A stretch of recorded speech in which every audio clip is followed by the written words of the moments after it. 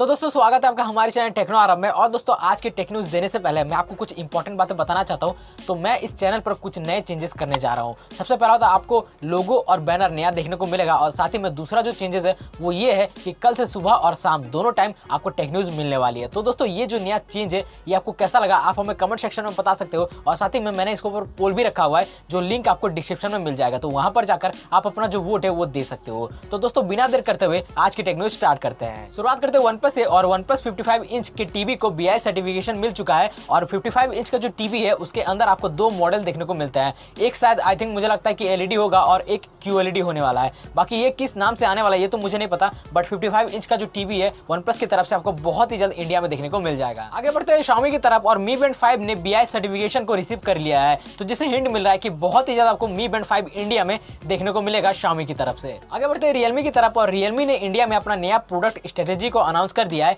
जिसका नाम Realme ने 14N रखा हुआ है, जिसके अंदर आपको स्मार्टफोन, स्मार्ट हब और IoT डिवाइसेस देखने को मिल जाएंगे। इसका मतलब जो कि मैं आपको डिस्प्ले में दिखा रहा हूँ ये सारे जो डिवाइसेस हैं ये सारे डिवाइसेस आपको अपकमिंग डेज में Realme की तरफ से देखने को मिल जाएंगे। और Realme कहीं ना कहीं Xiaomi की कॉपी कर रहा है, क्योंकि Xiaomi बहुत पहले से ही अपने जो होम अप्लायंसेस है जैसे कि Mi एयर प्यूरीफायर हो गया, उसके बाद Mi प्यूरीफायर हो गया, उसके बाद Mi स्मार्ट स्पीकर हो गया, ये सारी जो चीजें हैं वो बहुत पहले से लॉन्च कर रहा है। और कहीं ना कहीं Realme Xiaomi का कॉपी करके Xiaomi को पीछे छोड़ना चाहता है और आगे बढ़ना चाहता है। तो ये नया प्रोडक्ट स्ट्रेटेजी Realme का आपको कैसा लगा आप हमें कमेंट सेक्शन में जरूर से बता सकते हो। आगे बढ़ते हैं Xiaomi की तरफ। और Xiaomi के दो नए बैटरी जिसका मॉडल नंबर मैं आपको बता रहा हूँ BN58 और BN4W ने BI सर्टिफिकेशन को रिसीव कर लिया है, तो जिससे हिंट मिल रहा है कि Xiaomi की तरफ से अपकमिंग डेज में आपको दो नए स्मार्टफोन देखने को मिल सकते हैं। और वो Redmi 9 या फिर Redmi 9A कुछ भी हो सकता है, अभी तक कोई कंफर्मेशन आई नहीं है। और Redmi 9 स्मार्टफोन को चाइना में लॉन्च कर दिया गया है, जो कि मैं आपको डिस्प्ले पर दिखा रहा हूँ।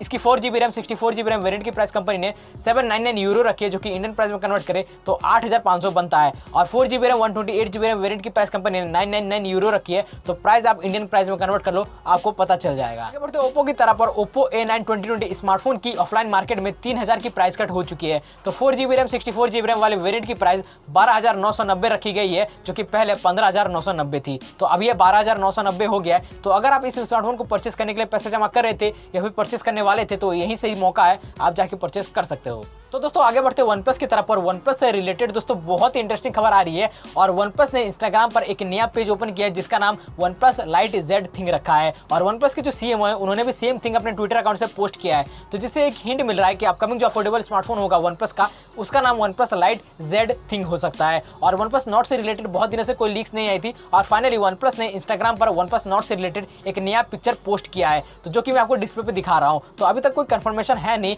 कि जो अपकमिंग डिवाइस आने वाला है उसका नाम OnePlus Lite Z होगा कि OnePlus Nord होगा। और मुझे लगता है कि OnePlus Lite Z और OnePlus Nord दो अलग अलग सीरीज हो सकते हैं। बाकी आप लोगों को क्या लगता है और आप लोग इस स्मार्टफोन के बारे में क्या सोचते हो आप हमें कमेंट सेक्शन में बता सकते हो। आगे बढ़ते हैं Honor की तरफ। और Honor ने अपना Magic Book 14 लैपटॉप को लॉन्च कर दिया है, जिसकी प्राइस कंपनी ने 599 यूरो रखी है। और इसमें आपको 14 इंच का डिस्प्ले मिलता है। AMD Ryzen 5 3500U प्रोसेसर दिया गया है, 8GB रैम 256GB SSD के साथ आता है, जिसकी प्राइस 599 यूरो रखी है, जो कि मैं आपको डिस्प्ले में दिखा रहा हूँ। आगे बढ़ते Jio की तरफ। और Jio ने इंडिया में अपना Disney Plus Hotstar VIP subscription plan को लॉन्च कर दिया है, जिसमें आपको 222 रुपए में 15GB डेटा मिलता है। और अगर आप हॉटस्टार के कोई भी कंटेंट को यूज करना चाहते हो तो आप ये प्लान एक बार चेक कर सकते हो। आगे बढ़ते ऑडियो प्रोडक्ट्स की तरफ। सोनी ने इंडिया में अपने दो नए TWS ईयरबड्स को लॉन्च कर दिया है, जिसका नाम मैं आपको बता रहा हूँ। पहला जो TWS ईयरबड्स है उसका नाम WF-SP800N है, जिसकी प्राइस कंपनी ने 18990 रखी है। और दूसरा जो TWS ईयरबड्स है उसका नाम WF-XB700 है, जिसकी प्राइस कंपनी ने 9990 रखी है। तो दोनों में से किसी में भी आपको अगर इंटरेस्ट है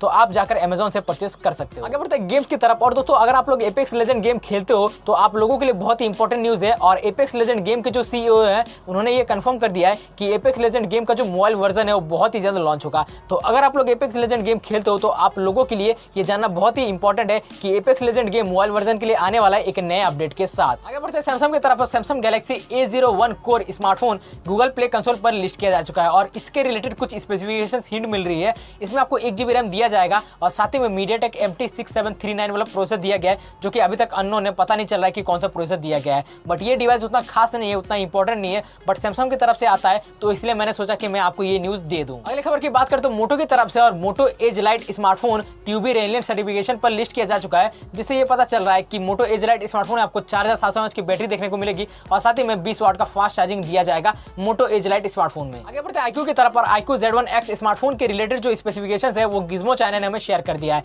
तो iQOO Z1X स्मार्टफोन आपको 6.5 इंच का full HD plus water drop notch वाला LCD डिस्प्ले दिया गया है। साथ ही में 120 हर्ट्ज रिफ्रेश रेट सपोर्ट के साथ ये आता है और इसमें आपको स्नैपड्रैगन 765G वाला प्रोसेसर दिया गया है जो कि 5G प्रोसेसर है और ऑफकोर्स ये फोन 5G होने वाला है। और साथ ही में रियर में 48 मेगापिक्सल का क्वाड कैमरा सेटअप या फिर ट्रिपल कैमरा सेटअप होगा ये तो नहीं पता है, बट 48 मेगापिक्सल का आपको मेन कैमरा देखने को मिलेगा। और इसमें आपको 5000 mAh की बैटरी दी गई है और 33 वाट का फास्ट चार्ज सपोर्ट दिया गया है। और इसका जो बेस वेरिएंट है वो 8GB रैम 128GB रैम के साथ ये आता है। और प्राइसिंग से रिलेटेड अभी तो कोई जानकारी नहीं आई है, कोई लीक्स नहीं आई है, बट ये स्मार्टफोन आपको जुलाई के मंथ में देखने को मिल सकता है। तो दोस्तों बात करते हैं वीवो की, और वीवो X50 और X50 Pro ये दोनों ही स्मार्टफोन इंडियन BIS सर्टिफिकेशन को रिसीव कर चुके हैं। तो जिससे कि हिंट मिल रहा है कि वीवो X50 और X50 Pro स्मार्टफोन आपको इंडिया में बहुत ही जल्द देखने को मिल जाएंगे। तो दोस्तों बात करते हैं रेडमी की, और रेडमी 9 स्मार्टफोन जो कि इंडियन BIS सर्टिफिकेशन रिसीव कर चुका है पोको ब्रांडिंग के अंडर में। और अब रेडमी 9 स्मार्टफोन को ट्यूबी रेहिलेंट सर्टिफिकेशन पे लिस्ट किया गया है, वो भी पोको ब्रांडिंग के अंडर में। तो जिससे कि डबल कंफर्मेशन मिल रहा है कि रेडमी 9 स्मार्टफोन पोको के अंडर में आपको देखने को मिलेगा। और आप लोग अभी मान के रखो कि रेडमी 9 स्मार्टफोन पोको के अंडर में ही लॉन्च होगा और पोको के अंडर में ही रेडमी 9 स्मार्टफोन आपको देखने को मिल सकता है। तो दोस्तों मैंने अभी ट्विटर ओपन किया और मैं देख रहा हूँ कि OnePlus ने अपनी OnePlus टीवी से रिलेटेड बहुत ही इंपॉर्टेंट लीक शेयर की है, तो सोचा मैं आपको बता दूं। और OnePlus टीवी की प्री बुकिंग स्टार्ट हो चुकी है आज से लेकर 2 जून तक OnePlus के वेबसाइट पर। और वो अगर आप OnePlus टीवी की प्री बुकिंग करते हो तो आपको 2 साल की एक्सटेंडेड वारंटी मिलती है, वो भी फ्री में। और इसके जो रूल रेगुलेशन है वो मैं आपको डिस्प्ले पे दिखा रहा हूं, तो अगर आपको परचेस करना है तो आप प्री बुक जाकर कर सकते हो OnePlus टीवी को। तो दोस्तों Huawei की तरफ से बहुत ही इंपॉर्टेंट न्यूज आ रही है, और Huawei P40, P40 Pro और P40 Lite ये तीनों स्मार्टफोन ने इंडियन BIS सर्टिफिकेशन रिसीव कर लिया है। तो जिससे कि हिंट मिल रहा है कि बहुत ही जल्द Huawei के ये तीनों स्मार्टफोन आपको इंडिया में देखने को मिलेंगे। और दोस्तों जुलाई के मंथ में बहुत सारे स्मार्टफोन लॉन्च होने वाले हैं, क्योंकि बहुत सारे स्मार्टफोन की BIS सर्टिफिकेशन मिल चुका है, तो इसलिए जुलाई के मंथ में आपको बहुत सारे स्मार्टफोन की लॉन्च देखने को मिलेगी। तो दोस्तों वीडियो अगर अच्छी लगी तो वीडियो को लाइक जरूर करना, साथ ही में चैनल को सब्सक्राइब कर लेना ऐसे और वीडियोस के लिए, और साथ ही में कमेंट करके हमें बताना कि वीडियो का कौन सा पार्ट या कौन सा न्यूज आपको अच्छा लगा। तो दोस्तों मिलते हैं आपको नेक्स्ट वीडियो में, तब तक के लिए जय हिंद, जय Bharat, stay home, stay safe रहिए और अपना ख्याल रखिए।